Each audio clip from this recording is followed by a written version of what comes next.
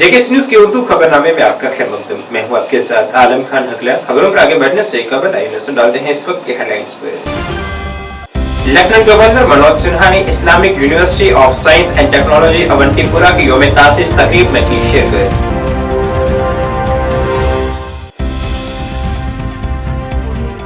आईजीपीएसएफ Jammu frontier ने कहा, force दहशतगर्दों के दरअंदाजी की कोशिशों को नाकाम बनाने के लिए है पूरी तरह से चौकस। कौमी तहकीकाती एजेंसी ने श्रीनगर में फरवरी में 2 गैर मकामी अफराद की हलाकत मामले में मुलविस शख्स की 2 मंजिला रिहायशी मकान को किया जब्त।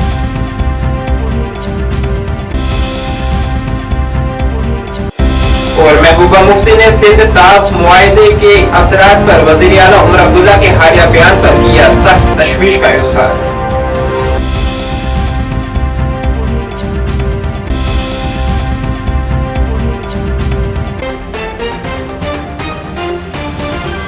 अब खबरें तफसील से।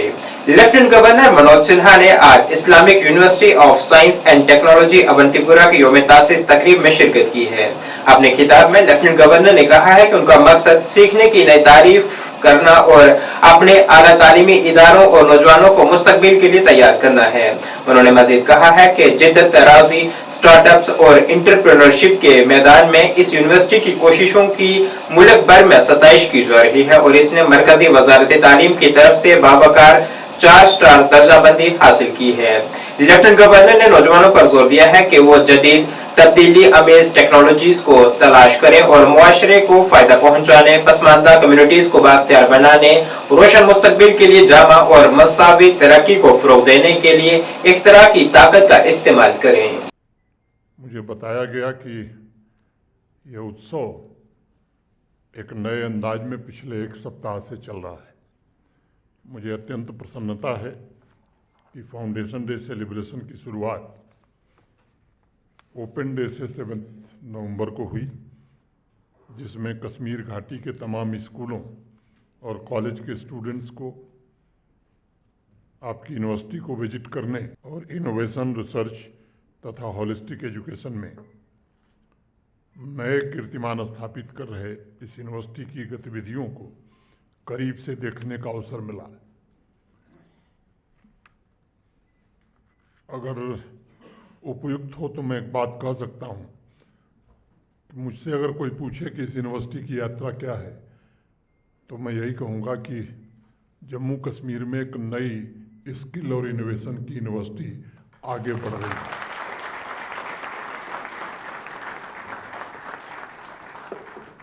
इसके अलावा academic industry conclave, tech exhibition, litfest जैसे कार्यक्रमों के द्वारा यूथ एम्पावरमेंट फाउंडेशन डे उत्सव का प्रमुख लक्ष्य रहा है, जो निश्चित रूप से सराहनीय है। अभी एग्जीबिशन देख के हम लोग आए हैं, प्रोफेसर अशरफ गनई ने उसके बारे में कुछ शब्द कहे हैं। निश्चित रूप से जो स्टूडेंट्स ने और टीचर्स ने प्रयास किया है वो अत्यंत सराहनीय है। नेशनल एजुकेशन पॉलिसी के टार्च बियरर के रूप में पिछले 3 वर्षों में आईयूएसटी ने science, technology, humanities, social science के इंटीग्रेशन पर जो जोर दिया है, निश्चित रूप से उससे हमारे स्टूडेंट्स का होलिस्टिक ग्रोथ ही होगा, ऐसा मैं विश्वास रखता हूँ। यह संकल्प एजुकेशन पॉलिसी के दृष्टिकोण के समन्वय में है, जिसने सभी हायर एजुकेशनल इंस्टीट्यूशंस को फ्यूचर रेडी बनाने के लिए मल्टी डिसिप्लिनरी तथा इंटर डिसिप्लिनरी एजुकेशन का विजन आज हमारे सामने रखा है। इस दृष्टिकोण से अगर मैं देखता हूँ तो पिछले 3-4 वर्षों में आईयूएसटी एक महत्वपूर्ण सेंटर ऑफ लर्निंग के रूप में उभरा है और स्टेम के फील्ड में स्किल ह्यूमन रिसोर्स जनरेट करने की इसकी भूमिका बहुत ही प्रशंसनीय रही है। मैं समझता हूं कि आज जम्मू कश्मीर केंद्र शासित प्रदेश में ही नहीं बल्कि देश के अलग अलग हिस्सों में इनोवेशन, स्टार्टअप्स और एंटरप्रेन्योरशिप के प्रमोशन के संबंध में आपके यूनिवर्सिटी की चर्चा हो रही है तथा इस वर्ष एजुकेशन मिनिस्ट्री द्वारा प्रदान की गई 4 स्टार रैंकिंग इसका एक जीवंत प्रमाण भी है। इन सभी उपलब्धियों के लिए आज के मुकद्दस अवसर पर मैं वाइस चांसलर साहब, फैकल्टी मेंबर्स, स्टूडेंट्स को विशेष रूप से बहुत बधाई और शुभकामनाएं देता हूं। अभी कुलपति महोदय ने, वाइस चांसलर साहब ने, दोनों गेस्ट ऑफ ऑनर ने बहुत सारी बातें आपके सामने रखी हैं और इसलिए मैं थोड़ा विषय से हट करके चर्चा करना चाहूँगा। आईयूएसटी के लोगों को मैं देख रहा था जो यूनिवर्सिटी का विजन बताता है और वहाँ लिखा है कि O Lord advance me in knowledge. ये एक प्रेयर है और उस परमपिता परमात्मा, उस खुदा से प्रार्थना की गई है कि मुझे ज्ञान में आगे बढ़ाओ, एडवांस मी इन नॉलेज।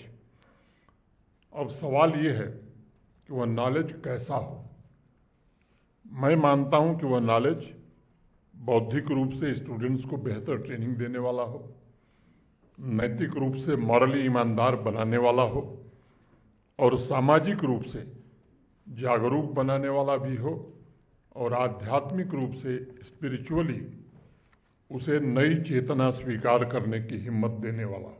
कौमी तहकीकाती एजेंसी NIA ने श्रीनगर के जिलीगाम इलाके में एक 2 मंजिला रिहायशी मकान को जब्त किया है जो इस साल फरवरी में 2 गैर मकामी अफराद के कत्ल से मुंसलिक है। 10 मरला अराजी पर बनाया गया ये मकान आदिल मंजूर लागू का है जो इस वक्त जेरे हिरासत है। यह मुकदमा 7 फरवरी 2024 को शाला कदल करफाली मोहल्ला हबा कदल श्रीनगर में 2 गैर मकामी अफराद की कत्ल से मुतल्लिक है। याद रहे कि इस साल फरवरी में अस्करियत पसंदों ने श्रीनगर के शाला कदल इलाके में पंजाब के 2 गैर मकामी अफराद अमृतपाल सिंह और रोहित माशी को गोली मारकर हलाक कर दिया था।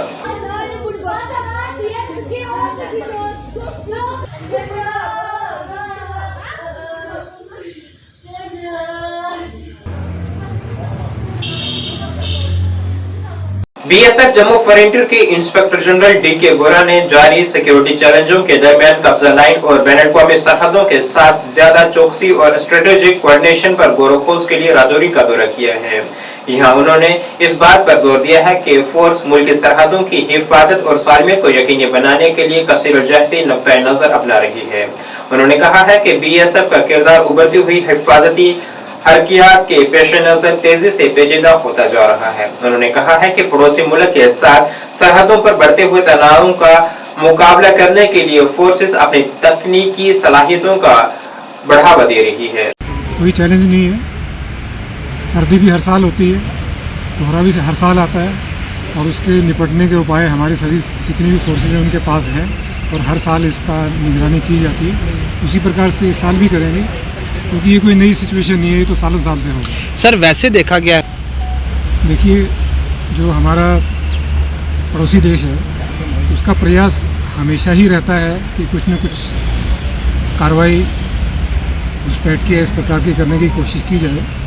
लेकिन मैं आपको यकीन दिलाता हूँ जिस प्रकार से अभी हमारे पास बॉर्डर प्रोटेक्शन ग्रिड है और उसमें जो हमारे पास साजो सामान है, मैन पावर है, तो इस प्रकार की कोई भी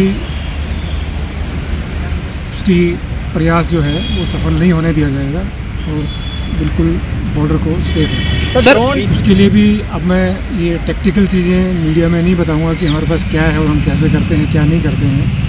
इतना कह सकता हूँ कि उसका बंदोबस्त भी है ना। सर इतना देखो ये इस प्रकार की हम कोई गिनती नहीं करते हैं।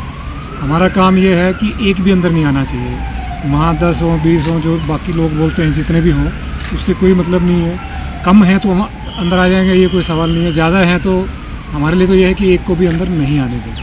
तो हम उसी काम करते हैं। उधर कितना नंबर है या नहीं है उसका ना हम गिनती करते हैं, ना हमें उससे कोई समस्या है। हमारा काम तो रोज़ का ये है कि एक भी कोई घुसपैठ ना हो। सर BSF की तरफ से ये इस प्रकार की कोई बात डिस्क्लोज करना पब्लिक मीडिया में ठीक नहीं है क्योंकि ये फिर जिनको घुसपैठ करनी है उन तक भी पहुंचती है किसी तरीके से। तो आप लोग निश्चिंत रहें, सारे उपाय हैं भारत देश में, हमारी फोर्सेस के पास भारत सरकार ने पूरे साधन उपलब्ध कराए हैं और बिल्कुल इंफिल्ट्रेशन के ऊपर पूरी निगरानी रखी जाएगी और घुसपैठ नहीं होगी। सर एक इसी से आप समझ सकते हैं कि सब मिलजुल के काम कर रहे हैं। अगर कहीं से कुछ उनको कामयाबी कभी मिल भी जाती है तो उसके बंदोबस्त हैं कि आगे पीछे उसको घुसने नहीं दिया जाए और इससे पहले कि कुछ उत्पात मचाएं उससे पहले उनको न्यूट्रलाइज कर दिया जाए। तो इसीलिए सबका कोऑर्डिनेशन है, इंटेलिजेंस एजेंसीज का कोऑर्डिनेशन है, फोर्सेस का कोऑर्डिनेशन है और उसी प्रकार से ये सब काम हो रहा है। और अभी फोर्सेस जो हैं पूरे गियर में हैं और ये इस प्रकार के प्रयास को इसी प्रकार से आगे भी विफल किया जाएगा। धन्यवाद। जय। पीडीपी सरबराह महबूबा मुफ्ती ने सिंध ताश मुआहदे के असरात पर वज़ीर आला उमर अब्दुल्ला के हालिया बयान पर सख्त तशवीश का इजहार किया है। उन्होंने जम्मू कश्मीर की क़ियादत की तरफ से बिजली के कलीदी मंसूबों को NHPC के हवाले करने के माजी के फैसलों पर भी तनकीद की है, जिसने जम्मू कश्मीर की तवानाई की आज़ादी को छीन लिया। उन्होंने सिंध आबी मुआहदे जैसे तफरीका अंगेज मसाइल को दोबारा खोलने पर खबरदार करते हुए कहा है कि इस तरह के मुबाहसे सिर्फ जम्मू कश्मीर के जदोजहद को मजीद गहराई करेंगे। उन्होंने कहा है कि इस मुआहदे पर सवाल उठाने के बजाय मरकज से 2 प्रोजेक्टों की मांग करनी चाहिए। और उमर साहब का ये कहना कि हमारा नुकसान है, हम बिजली पैदा नहीं कर सकते हैं, तो हमें ये भी ध्यान देना चाहिए कि जो बिजली हम पैदा कर रहे हैं क्या वो हमारी है? हम तो कहते हैं कि हमें नुकसान है कि हम ज़्यादा बिजली क्यों नहीं पैदा कर पाते हैं, पानी का ज़्यादा इस्तेमाल क्यों नहीं। पर मैं ये पूछना चाहती हूँ कि जो बिजली हम प्रोड्यूस कर रहे हैं क्या वो हमारी है? देखिए, मरहूम शेख साहब जब यहाँ के वज़ीर आला थे तो उन्होंने सालार प्रोजेक्ट NHPC को दे दिया, यानी हमारे हाथों से वो प्रोजेक्ट निकल गया। उसके बाद जब फारूक साहब वज़ीर आला बने 96 में, उन्होंने 7 पावर प्रोजेक्ट NHPC को हैंड ओवर कर दिए। ये कोई मामूली बात नहीं है।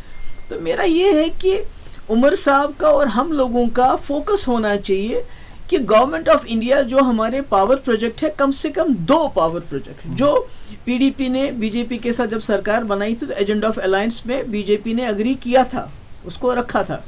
कम से कम 2 पावर प्रोजेक्ट, जैसे रंगराजन कमेटी बनी थी, उन्होंने भी वो रिकमेंड किया है, वो हमें वापस दे, हमें कंपनसेट करे। अगर आप पावर प्रोजेक्ट वापस नहीं देते हो तो फिर हमें पैसा दो, क्योंकि आप पूरे मुल्क में घूमते हो बीजेपी वाले, कहीं 200 यूनिट, कहीं 300, कहीं 400 यूनिट फ्री बिजली देते हैं।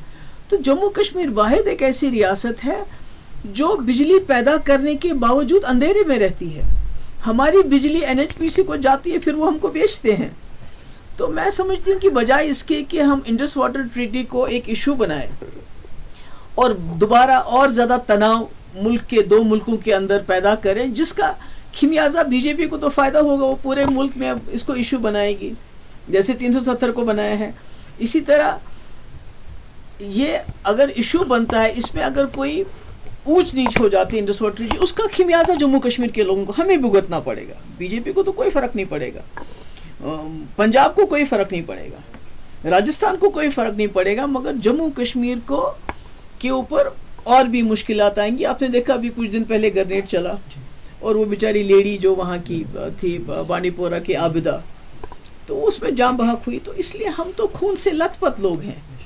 तो मुझे लगता है हमें सोच समझ के बात करनी चाहिए और जो इश्यूज किसी हद तक सेटल्ड हैं 2 मुल्कों के बीच में, उसको नहीं खोलना चाहिए, क्योंकि फिर हम बीजेपी के लाइन टो कर रहे हैं। एक्स सर्विसमैन लीग भद्रवाह ने एक एहतजाजी मुजाहरा किया है। यहाँ उन्होंने 2 VDGs मेंबरान और नायब सूबेदार को खराज अकीदत भी पेश किया है, जिन्होंने किश्तवाड़ दहशतगर्दाना हमले में अपनी जानें कुर्बान की थी। इस मौके पर इजहार ख्याल करते हुए लीग के मेंबरान ने कहा है कि हमें अपनी फौज और VDCs मेंबरान पर फख्र है। धन्यवाद आपका। मैं आपको ये बताना चाहूँगा कि ये जो किश्तवाड़ में घटना हुई है, जो हमारे 2 VDG मेंबर उनको मारा गया है, उनकी शहादत हुई है, और एक आर्मी के जो नायब सूबेदार जी वो मारे गए हैं, उनके अगेंस्ट हम यहाँ प्रदर्शन कर रहे हैं और इसका पुरजोर आक्रोश है। इस पूरी हमारी जो चिनाब वैली है, इसमें हमारे आर्मी को छोड़ के यहाँ एक्स सर्विसमैन लीग और यहाँ की जनता पूरी आर्मी के साथ है और इनका पूरा जो है नाश करेगी, जो मिलिटेंसी है इसका नाश करेगी। आपको बताना चाहता हूं कि हाल ही में जो ये इंसिडेंट किश्तवाड़ में हुआ, जो हमारे VDC मेंबर नज़ीर अहमद और कुलदीप जी जिन्होंने अपनी शहादत इस देश के लिए दी, हमारी चिन्हाव वैली के लिए दिए। और राकेश कुमार नायब सूबेदार जी जो कि 2 पैरा कमांडो के थे, उन्होंने जो शहादत दी वो इस देश के खातिर दी और हम तहे दिल से उनका शुक्रगुजार करते हैं कि उन्होंने अपने हंसते हंसते अपने प्राणों की हुई दी इस देश के, इस हमारे जम्मू कश्मीर के लिए दी। हम उनका तहे दिल से शुक्रगुजार हैं। और मैं आपकी चैनल के माध्यम से ये पैगाम देना चाहता हूं कि ये जो करियाना हरकतें जो कर रहे हैं हमारे जे.एंड.के में डिस्टर्ब कर रहे हैं, जो हाल ही में जो इलेक्शन हुआ था, जो यहाँ की हमें उम्मीद थी कि ये जो सरकार आएगी, ये जो मिलिटेंसी कम हो गई, ये लेकिन दिन ब दिन ये बढ़ रही है। और हमने ये प्रोग्राम किया है संदेश देना चाहते कि हम डरने वाले नहीं हैं इनकी धमकियों से। तहसीलदार हिंदवाड़ा जीशान खान ने आज तस्दीक की है कि अहम कोलिंगम पुल जिसे मुरम्मत के लिए बंद कर दिया गया था 16 नवंबर को दोबारा खोल दिया जाएगा। नामनिगारों से बात करते हुए उन्होंने यकीन दिलाया है कि पुल को दोबारा खोलने से इसकी हिफाजत को यकीनी बनाने के लिए मुकम्मल तकनीकी जायजा लिया जाएगा। तहसीलदार ने इस बात का इरादा किया है कि हुकूमत को पुल के इफ्तिताह में ताखीर करने में कोई दिलचस्पी नहीं है, लेकिन वो आवाम की हिफाजत को तरजीह दे रहे हैं। उन्होंने मजीद कहा है कि कामयाब आजमाइशी दौड़ और हतमी तशखीस के बाद ही पुल को आवाम के लिए खोला जाएगा। देखिए, मैं आपको एक बात बहुत ज़रूरी बता दूं, ये एक वाइटल ब्रिज है जो बारामूला और कुपवारा को कनेक्ट करता है और इस पे से बहुत हैवी लोड जाता है। इसमें एक बहुत मेजर फॉल्ट था, इसकी ज़मीन नीचे से खिसक रही थी जिसमें खतरा था जान का, ज़मीन गाड़ी का या किसी भी चीज़ का। अगर खुदा ना खास्ता कोई बड़ी बस पैसेंजर्स के साथ जा रही होती और ये ज़मीन स्किड हो जाती तो we would have seen some unforeseen circumstances. उस चीज़ को मद्देनज़र रखते हुए इमीडिएटली एक डिसीजन लिया गया एडमिनिस्ट्रेशन के तौर पर और इस ब्रिज को रिपेयर करने का काम शुरू किया। जब रिपेयर शुरू हुआ तो जब इसमें खुदाई हुई नीचे तक पता चला तो ये ऊपर ही सतह पे परेशानी नहीं थी, तो पूरा कोई 10-20 फीट नीचे जाके इसको रिपेयर किया गया, जबकि नीचे इसको एक रैफ्ट डाला गया है और उसके ऊपर एक 1.5 इंच का स्लैब डाला गया है। जैसे कि आप जानते हैं, जो भी आप सीमेंट का काम करेंगे, चाहे वो घर में 7 इंची स्लैब भी क्यों ना डालें, तो उसको सेट होने के लिए मिनिमम 7 से 10 दिन लग जाते हैं, जबकि 7 इंची का स्लैब होता है और ये 1.5 फुट का स्लैब है। ये कोई छोटा स्लैब नहीं है जिसको इसके ऊपर डाला गया है। तो मद्देनजर रखते हुए कि किसी की जान माल का कल को नुकसान ना हो, पूरी टेक्निकल असेसमेंट के बाद इसको खोला जाएगा। कल शाम को एक न्यूज़ आइटम हमने देखा, उस पर हमने कार्रवाई की है। We have summoned the journalist जो भी है वो, we will be ascertaining his credentials and action under rules will be initiated against him, because मेरी दरख्वास्त है जर्नलिस्ट साहिबान से कि ऐसे मामलों में सनसनी ना फैलाएं, because this is the matter of life of the public. यहाँ से बड़ी बड़ी बसेज ने, ट्रक्स ने, एम्बुलेंसेज ने, फायर सर्विस ने जाना है, आर्मी कॉन्वॉय ने जाना है। तो जब तक एडमिनिस्ट्रेशन इस पर डिसीजन ना ले ले, बिकॉज इसकी एग्जीक्यूटिंग अथॉरिटी बीकन है, जब तक बीकन हमें क्लियरेंस नहीं देगी कि it is fit for the vehicles to travel across, because इस पे एक मेजर रिपेयर हुआ है और मेजर रिपेयर के बाद we need to be doubly sure कि जब कल इस पे गाड़ियां चलेंगी, खुदा ना खास्ता किसी के साथ कोई भी हादसा ना पेश आए। हमारी एडमिनिस्ट्रेशन की एक ही ये होती है कि मिनिमम लॉस, खुदा ना करे किसी हमारी वजह से फायदा होना चाहिए, नुकसान नहीं होना चाहिए। अब कल रात को एक न्यूज़ हुई जिससे लोगों को गलतफहमी हुई, but yes we are almost completing this. आपने जैसे देखा होगा ब्रिज इज कंप्लीटेड, इसका टेस्ट राइड चल रहा है। जब आप कोई नई गाड़ी खरीदते हैं, जैसे ट्रायल रन हो रहे हैं, मतलब अभी जैसे हमने आपने देखा डोजर चला, मतलब I can assure you by 16th morning it should be open. मतलब कल हम एक फाइनल ट्राई करेंगे, अगर हमें कल सारा ठीक लगा we'll take up Beacon authorities with us and then accordingly decision will be taken. Test trial run start हो गई है। देखिए, जब हमने 11 को खोला बारिश पड़ गई एक्चुअली 2 दिन, तो जो हमारा वार्निश और इसको क्लीनिंग का काम था उसमें 1 दिन का डिले आ गया। जैसे आपको पता है 2 दिन खतरनाक बारिश हुई है, तो आज जाके हमारा इसका ऑलमोस्ट सारा कंप्लीट हो गया है। तो प्रॉब्लली 1 दिन हम इसको और असेस कर रहे हैं Beacon authorities, because they are the technical engineers, they will go for it, they will see all the pros and cons, जिसकी वजह से हमें ये पता चलेगा कि क्या ये ब्रिज हैवी व्हीकल्स के लिए अलाउड है या नहीं है, because this is a vital link. मैं आपको बता रहा हूँ, खुदा ना खासा अगर कोई गाड़ी यहाँ ब्रिज गिर जाता है, नीचे होता है, तो मेरी हर जर्नलिस्ट से दरखास्त है कि जब भी कोई ऐसी न्यूज़ कर, देखिए अगर आप ड्रेन पे न्यूज़ कर रहे हैं, आप दीवार पे न्यूज़ कर रहे हैं, that's okay, that's a normal issue, but when you are doing something on the roads, bridges, these are the things where life is also. SSP Bandipora Harmeet Singh ने श्रीनगर ग्रेनेड धमाके के मुतासरा आबिदा कोसर के अहले खाना से हमदर्दी और ताज़ियत का इज़हार किया है। उनके हमरा एसडीपीओ सुंबल अमीन भट्ट और दीगर पुलिस ऑफिसरान भी मौजूद थे। एसएसपी हरमीत सिंह ने आबिदा कोसर के अहले खाना के साथ इज़हार हमदर्दी की है। याद रहे कि उन्होंने कल दौरान इलाज दम तोड़ दिया था, जो कि हाल के दिनों में श्रीनगर के संडे मार्केट में हुए ग्रेनेड हमले में शदीद तौर पर जख्मी हुई थी।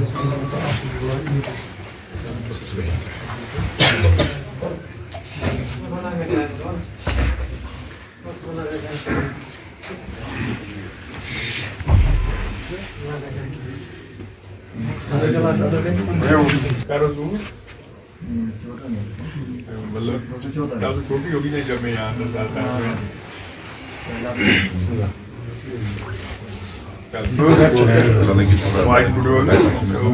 याद है काफी पहले जहांगीर चौक एक स्प्रिंटर वो बाली से बेचना आसान से आई जी रिटायर बाली से उन फादर फोन नंबर है इसमें मुझे फोन नंबर है इसमें मुझे बहुत पसंद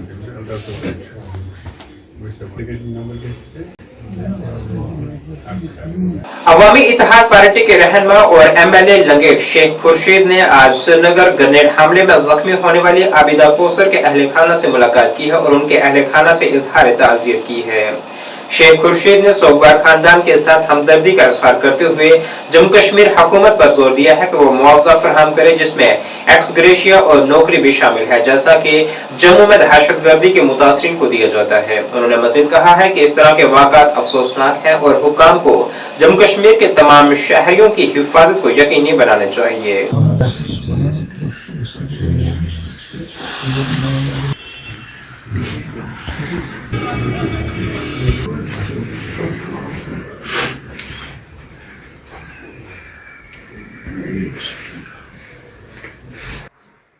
जी ताज़ियत के लिए आए थे हम, जो हमारी बहन है आबिदा जिनका एक अनफॉर्चुनेट जो ग्रेनेड अटैक हुआ वहाँ आलचोक में, उसमें जो है काफ़ी सारे जो सिविलियंस हैं वो ज़ख्मी हुए थे और उसमें हमारी जो सिस्टर है आबिदा, इनकी डेथ हो गई अनफॉर्चुनेटली कल।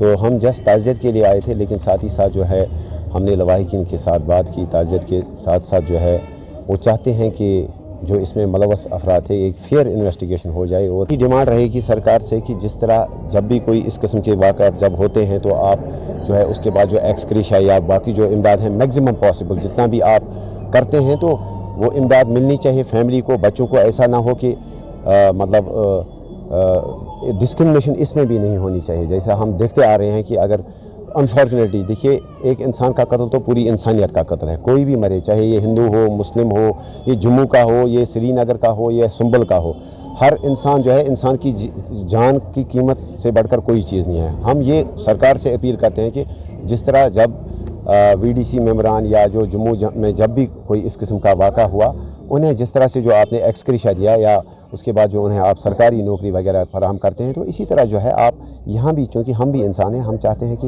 इन बच्चों की जो रिहेबिलिटेशन के लिए, इस फैमिली की रिहेबिलिटेशन के लिए भी जो है एक ही नज़र की जाए और सबको जो है एक ही। All traders and manufacturers association Anantnag ने अपने हेड ऑफिस लाल चौक अनंतनाग में प्रेस कॉन्फ्रेंस की है।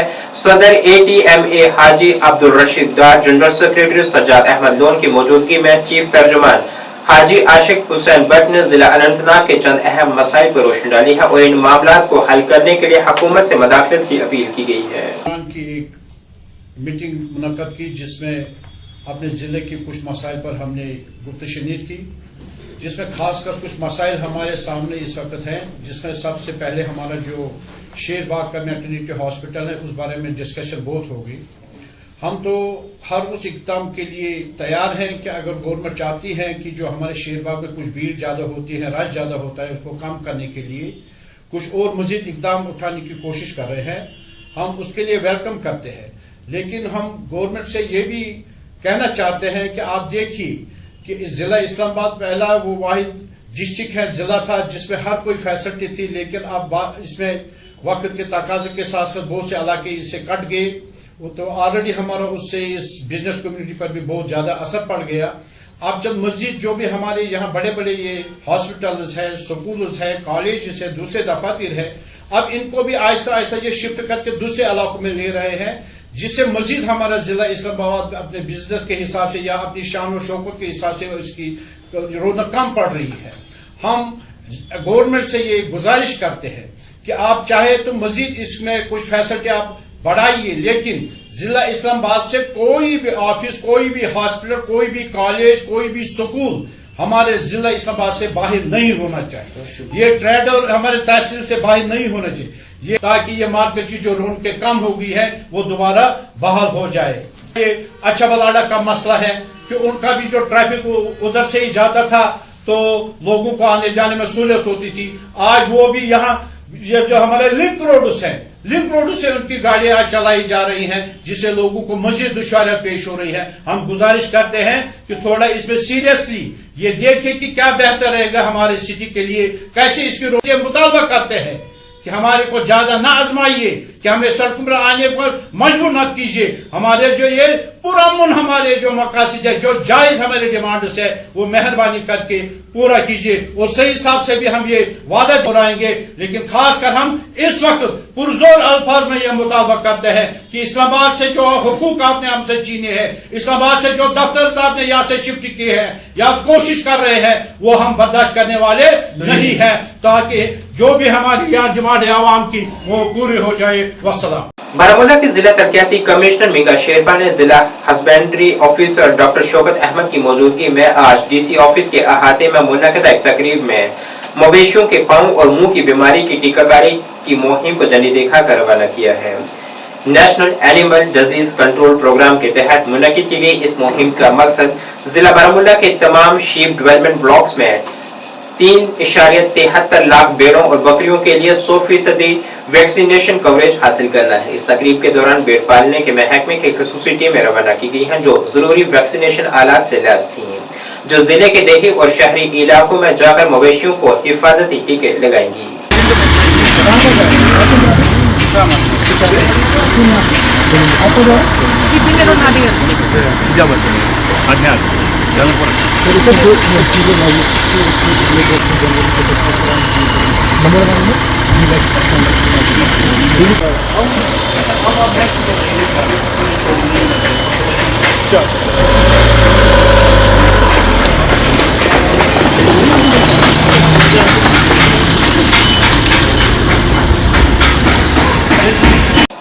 हुकूमत और कश्मीर डिवीजन में जिला सतह पर काम करने वाले सहाफियों के दरमियान बराह रास्त राब्ता कायम करने के लिए प्रेस इंफॉर्मेशन ब्यूरो श्रीनगर, वजारत इत्तलात व नशरियात हुकूमत हिंद ने आज डाक बंगला बारामूला में मीडिया वर्कशॉप वार्तालाप का इनेकाद किया है।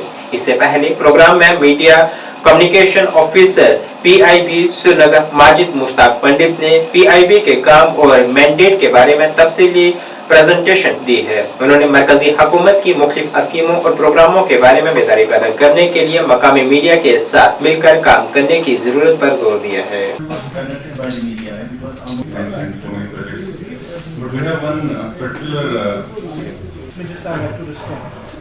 जैसे देखिए issue about tourism as you see in fact army has made a very, अगर मैं रफिया बात करूं तो हमारे पास वहाँ पे बहुत फेमस बीजी कोशिश है कि बेसिकली जहाँ पे ऐसे टूरिज्म की पोटेंशियल है, तो बीजी टेक के प्रोजेक्ट में से हम वहाँ पे स्पेशली जो amenities intervention that feedback is done. ऐसा नहीं है कि गवर्नमेंट नहीं करे। तो हमारी मसाइल हमारे करना चाहते हैं इस सबमिट के लिए रजिस्टर करना चाहते हैं। छोटे हैं, बूढ़े हैं, बुजुर्ग हैं, वो कैसे एलिजिबल पहुंच सकता है। जैसे आपने बड़गाम की किसी फीमेल बारे में मैं बात करूं, जैसे आप सबको पता है कि district Baramulla is an aspirational district. अगर मैं किसी से बात शुरू करूं जो एस्पिरेशन, अगर मूविंग ऑन टू अगर और हमारे गवर्नमेंट ऑफ इंडिया के जो फ्लैगशिप सेंट्रल सेक्टर स्कीम्स के बारे में बात करूं, तो district Baramulla also specially Kashmir region is the biggest district which is implementing Jal Jeevan mission. Ajaz sir, may correct me wrong, I think around 250 works, around 250 works are being executed in the district under the Jal Jeevan mission across हमारे 4 divisions हैं, and almost at a cost of more than 800 crores. The entire aim of this project is to provide जो उसका CEP timeline है, हर घर से हर घर से जल। इसमें अगर मैं आपको बात करूँ, almost 50% of our schemes have been completed. Hopefully in another 3-4 months, the remaining schemes will also get completed. अगर मैं बात करूँ हमारे इलेक्ट्रिसिटी सिनेरियो की भी, the power scenario में this is also improved much better than earlier. This year I have to be chosen for the second round of the RDSS, जो हमारी revamped distribution scheme है, जिसके तहत PTCL के project division है हमारे district में काफी काम शुरू करने वाला है, जिसके तहत जितने भी हमारी पुरानी वो हमारी ट्रांसमिशन लाइन्स हैं स्पेशली जिसमें वुडन पोल्स हैं जहाँ पे लाइन्स बहुत लंबी है, इससे भी काम चल रहा है कि इन सारे वुडन पोल्स को रिप्लेस करके वहाँ पे प्रॉपर मेटल पोल्स लगाई जाए। अगर मैं बात कर रहा हूँ हमारे हेल्थ सेक्टर में, I am very happy to report we have a very efficient team working in this spot. In fact, the entire focus of our CSR effort has been in the health sector. Recently, the district administration has signed an MOU with the NHPC as well, in which under the Anemia Mukt Bharat program we will be carrying out a district-wide survey to find out कि कितने हमारी population anemia से ग्रस्त है। अगर मैं बात करूँ बाकी चीज़ों पे, अगर मैं बात करूँ हमारे रोड इंफ्रास्ट्रक्चर में, तो आप सबको पता है कि डिस्ट्रिक्ट बारामूला में पूरा ही टूरिस्ट नेशनल इम्पोर्टेंस है, जिसको हम कहते हैं श्रीनगर बारामूला उड़ी रोड, श्रीनगर बारामूला उड़ी road which is starting from and to Pakistan उड़ी is a work of national importance। Srinagar से लेकर बारामूला तक पूरा नेशनल हाईवे फोर लेन हो रहा है। साथ ही साथ जो बारामूला से उड़ी तक हाईवे है वो NHDL national highway double lane standard से बनाया जा रहा है। इसके साथ साथ जो हमारे दो ट्रैफिक के हॉटस्पॉट्स हैं पटन टाउन और बारामूला टाउन, इन दोनों को बाईपास किया जा रहा है, पटन बाईपास और बारामूला बाईपास के तहत।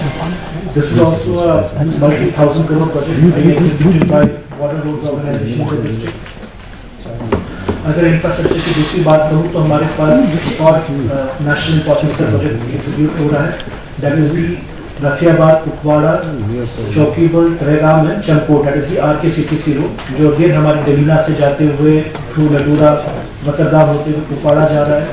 ये भी प्रोजेक्ट ऑफ नेशनल इंपॉर्टेंस है। इस रोड को national highway double lane standard से बनाया जा रहा है।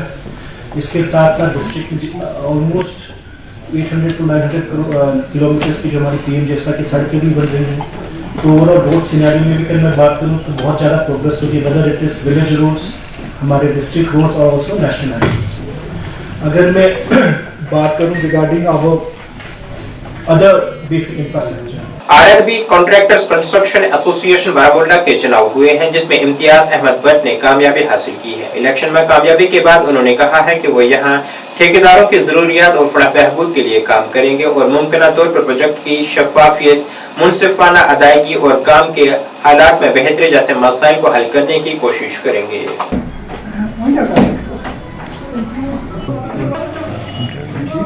सोल वोट गए रिजेक्ट,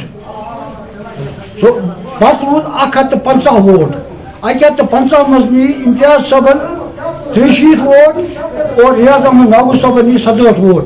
इस पर इम्तियाज अहमद भट्ट सब कामयाब करार दिन शैतानिर्रजीम बिस्मिल्लाहिर्रहमानिर्रहीम नहमदु व नसल्ली अला रसूलिल करीम अम्मा बाद। गिरते हैं शाह सवार ही मैदानी जंग में, वो तिफल क्या गिरे जो घुटनों के बल चले। बहरहाल हार जीत आमद दोम आज बहुत इम्तियाज सबस मुबारकबादी करान कि इन फ्यूचर करन ठेकेदार फलाह बहबूदी, क्योंकि गरीब तबकु तुहद फलाह बहबूदी खतर ये मान ताउन तत दाद पेश पेश।